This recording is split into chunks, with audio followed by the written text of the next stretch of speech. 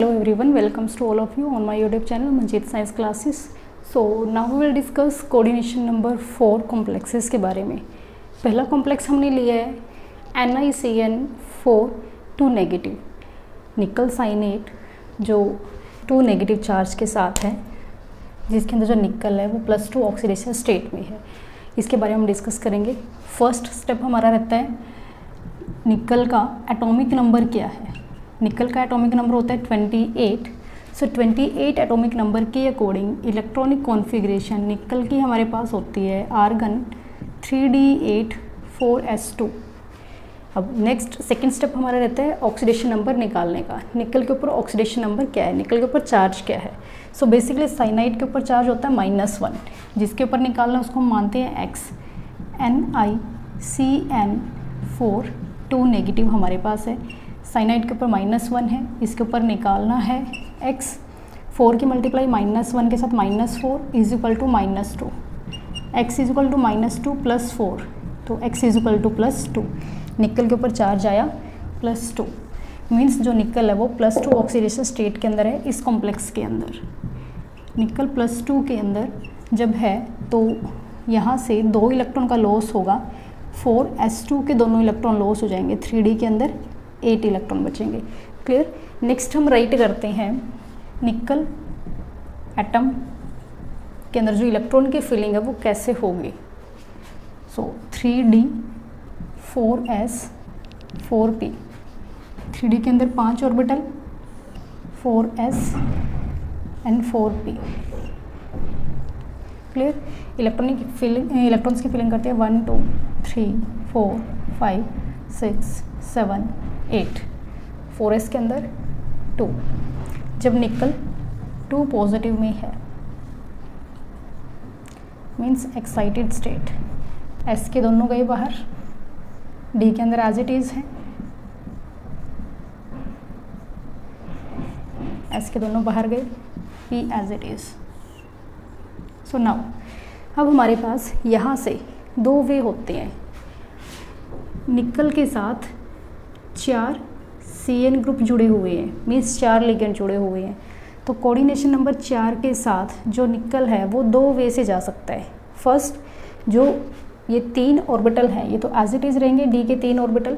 जो लास्ट वाले 2 ऑर्बिटल हैं इसके अंदर भी इलेक्ट्रॉन एज सच रहे और s और 3 p के ऑर्बिटल ओवरलैपिंग करके sp3 हाइब्रिडाइजेशन दें. और जब sp3 हाइब्रिडाइजेशन होगी तो हमारे पास जो ज्योमेट्री है वो टेट्राहेड्रल होगी. टेट्राहेड्रल ज्योमेट्री होगी और जो कॉम्प्लेक्स है अनपेयर्ड इलेक्ट्रॉन की वजह से पैरामैग्नेटिक होगा. सेकंड वे क्या है कि जो ये इलेक्ट्रॉन है, लास्ट के दोनों इलेक्ट्रॉन है, ये भी पेयर्ड अप हो जाए और एक d ऑर्बिटल, एक s ऑर्बिटल और 2 p ऑर्बिटल कंबाइन करके dsp2 हाइब्रिडाइजेशन दे.